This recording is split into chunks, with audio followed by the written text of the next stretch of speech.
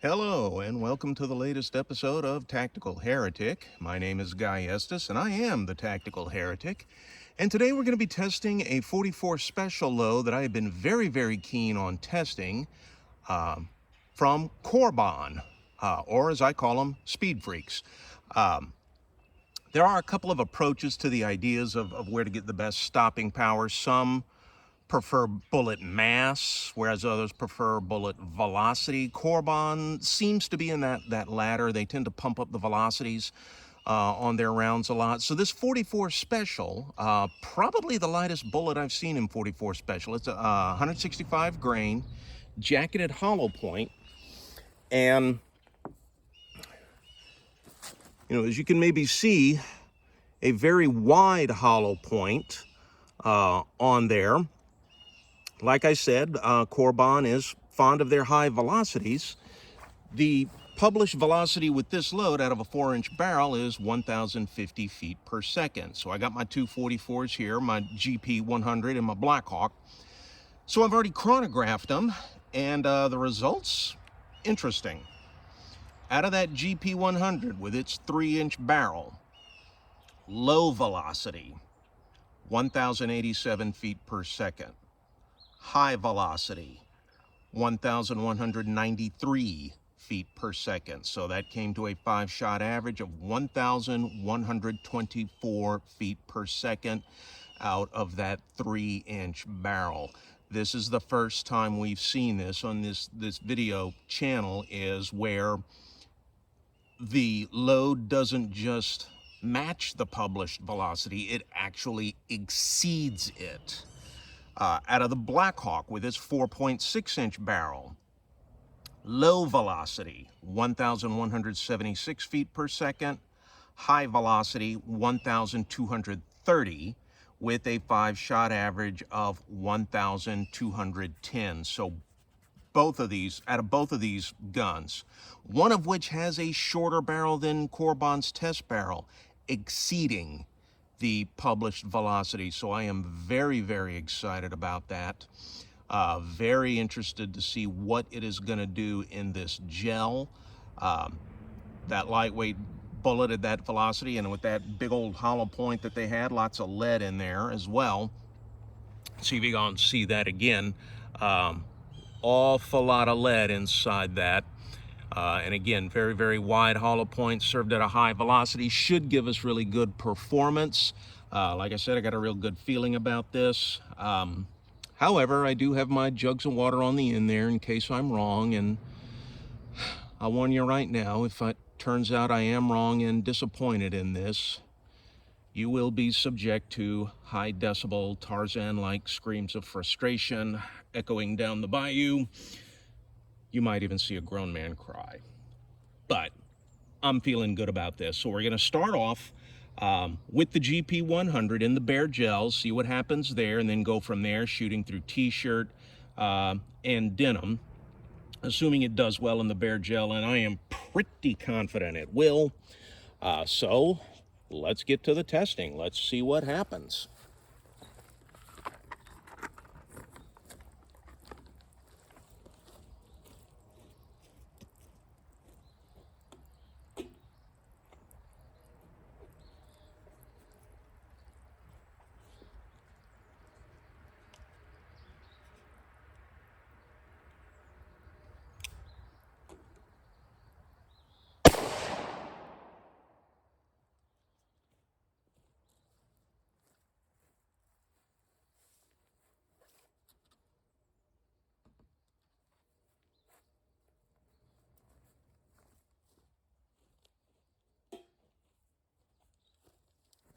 Alrighty. So, penetration, altogether about 9.5 inches. And I'll get the bullet out of there for y'all to have a look at, but it yawed a bit, so it's at 90 degrees, so the base of the bullet is facing you, the front end is towards me, but big time expansion. So now we'll launch one. We'll put the t-shirt on here, one layer of cotton t-shirt.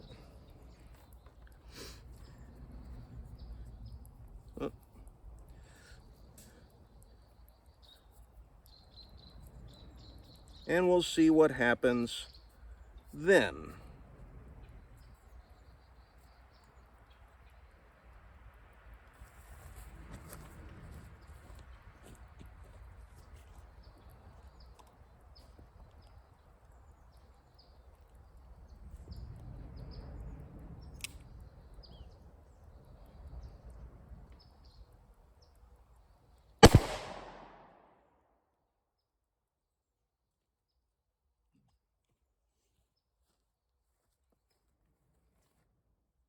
All right. So again, very good expansion.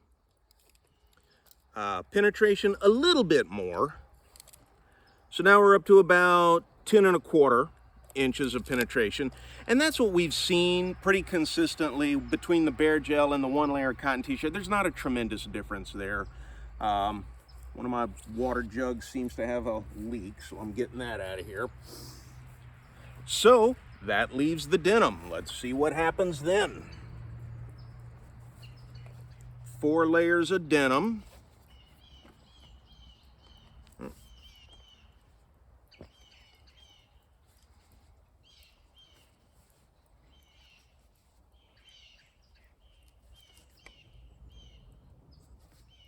Yeah, give me a nice little mark to aim at there, that particular little stain.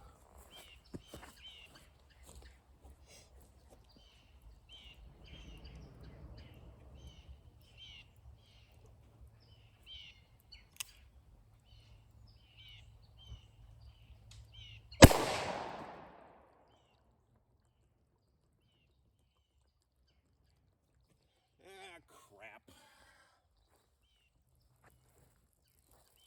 And that one went all the way through. I don't frickin' believe that.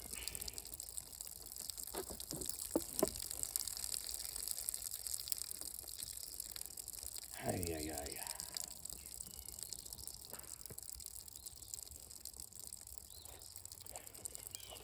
Alrighty, well, not real thrilled with that.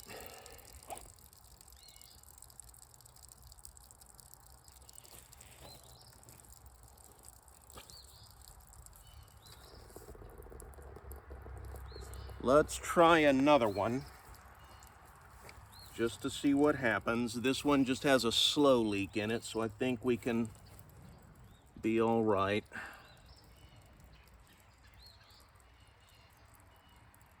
Let's...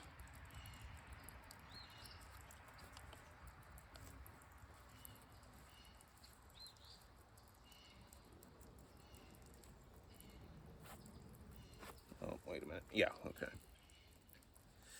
All right, let's see what happens again.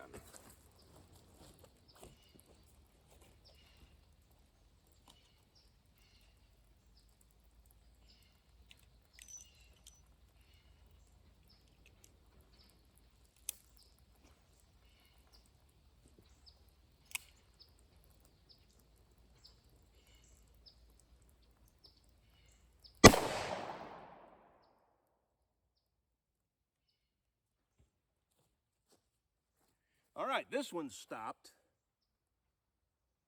Almost went all the way through.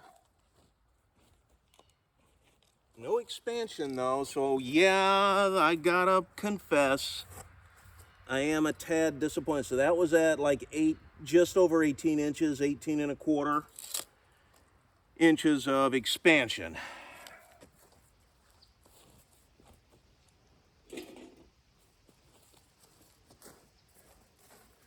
So yeah, I am a little disappointed in that.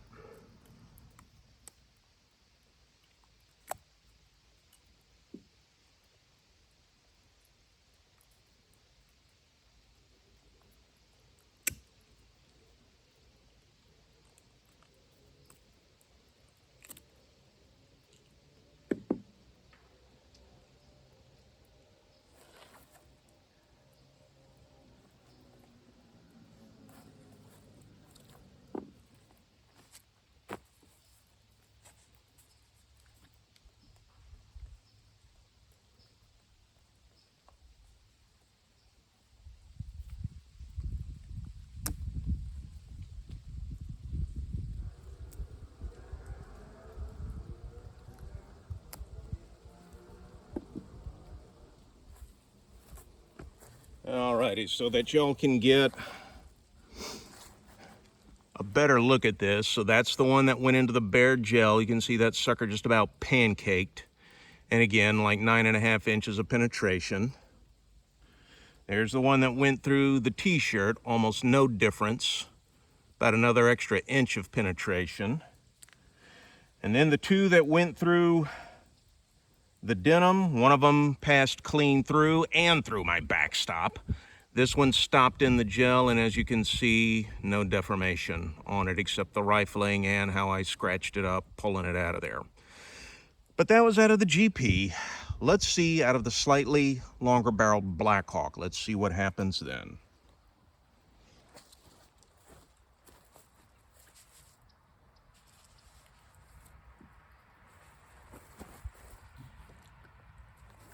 So again, starting with the bare gel.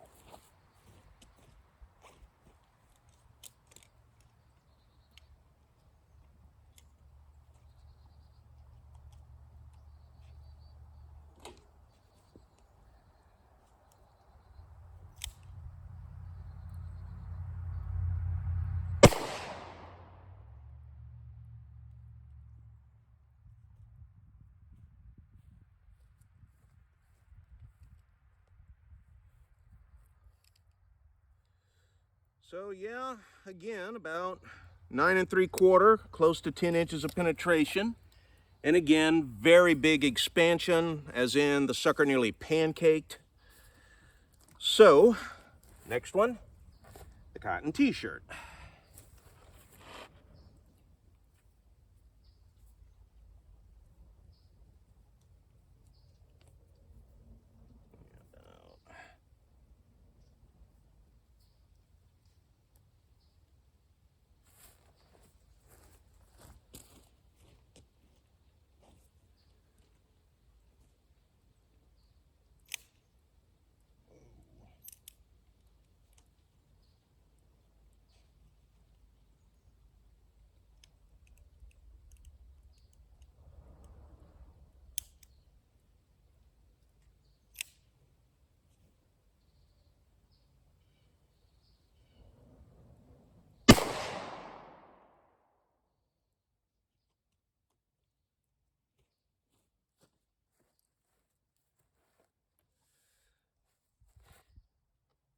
And again, same thing, almost identical penetration and expansion. So again, yeah, we're looking at what, 10 inches here? Yeah. And so now, the 4 layers of denim.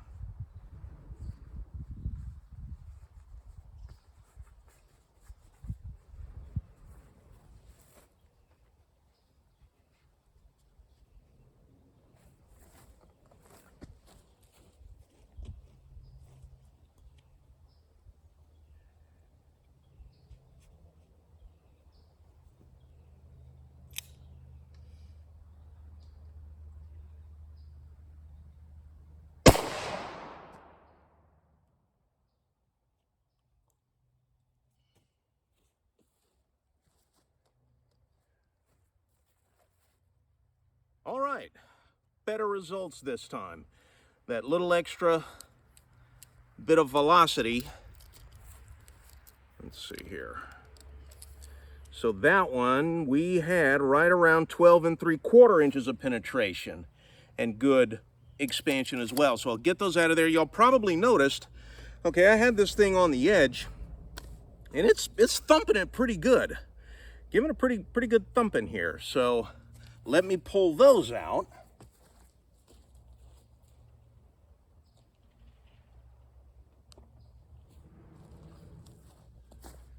So the bare gel and the t-shirt about, what was it? 10 inches?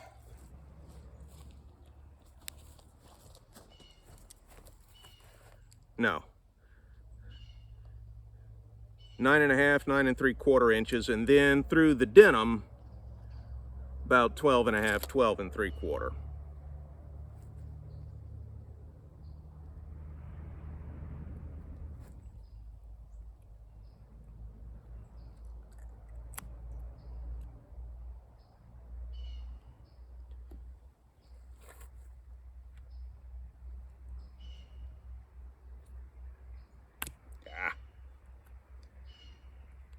this.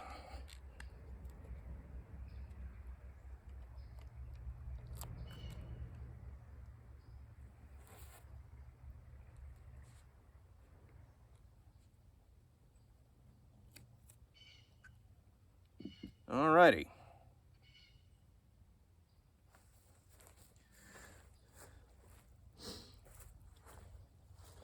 So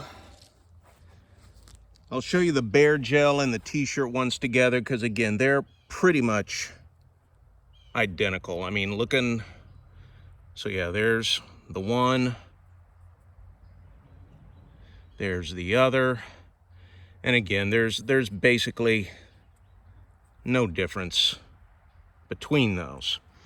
The one that went through the denim, we did get some expansion, and like I said, 12 and a half, 12 and 3/4 inch penetration. So if, you know, these out of that longer barrel, it did do better. That extra velocity did make a difference. So if you are looking for a good self-defense load for 44 Special, and you're concerned about over-penetration, well, these Corbons look like a pretty good choice. Now, one thing I will caution you about is, I mean, my prior experience with these loads, when I first got a concealed carry permit back in the 90s, and I was hunting around for a good concealed carry gun. I love revolvers. I'm a fan of the, you know, I like big bores, 44 Special and whatnot, obviously, on this channel. And at that time, the 44 Special was enjoying something of a renewed interest. So Taurus had a snubby out in it. Rossi had one out. And that was the one I ended up getting, was a Rossi, model 720. Little 5-shot stainless steel 44 Special. It's a pretty good little gun. Size-wise, it was a little bit larger than a K-frame Smith, but not as large as an L-frame, so it was kind of somewhere in between those. So it wasn't as hefty as the GP100. So firing these things, like I mentioned earlier, you saw it thumping that block and knocking it back pretty good. So recoil is a little bit stouter with these loads. Out of that Rossi, it wasn't uncontrollable, but it did make a fast, accurate follow-up shot somewhat problematic. I found, and that revolver did have soft rubber grips, Packmeyers, that were, they soaked up recoil good, but still, it did jump, and coming down for that fast follow-up shot, having it with any accuracy was, yeah. When I was doing self-defense drills, my groups using that load out of that gun, they opened up noticeably. So I didn't use them as carry loads in that particular gun. Now for these heavier guns, yeah, that'd fine. For an something chambered for 44 Magnum, yeah, it's not gonna have any problems with this. So it does look like somebody finally made a pretty good load here. I mean, the gold dots did well, the Underwood and the Blazers. The problem with the Underwoods is that they're no longer available. The Blazers seem to do reasonably well. One thing I think I forgot to mention on that video with the Blazers and those aluminum cases, they are a little sticky on an extraction. So when you go to extract it, you got to kind of, you know, hit that ejector rod maybe a little bit sharper a few more times than you normally do than you would have to for brass or nickel cases.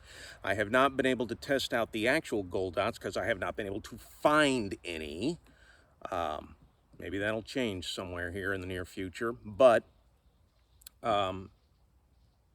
out of a full-size gun, these look like a pretty good choice. Again, now, like out of a Charter Arms Bulldog, I think recoil's probably going to be a little obnoxious out of those little things, and I'm not sure those would stand up to a steady diet of these. I can't say for sure. I've never owned a Bulldog, so I don't know. And I didn't see anything that said that this ammunition was not rated for Charter Arms Bulldogs, but just FYI, a little something for y'all to think about. So, kind of an interesting change. We did find a good load, a good self-defense load for this thing. For those of us that are worried about over-penetration, these seem to be a pretty good alternative, and it's kind of refreshing to see that. Refreshing to see that not only did it meet, it exceeded the published velocity. So, you know, hats off to Corbon. So, until next time, See y'all, catch y'all on the flip side. Please be sure to hit like and subscribe. Leave something in the comments section if you got something to say. But thank y'all very much, and I'll catch y'all later.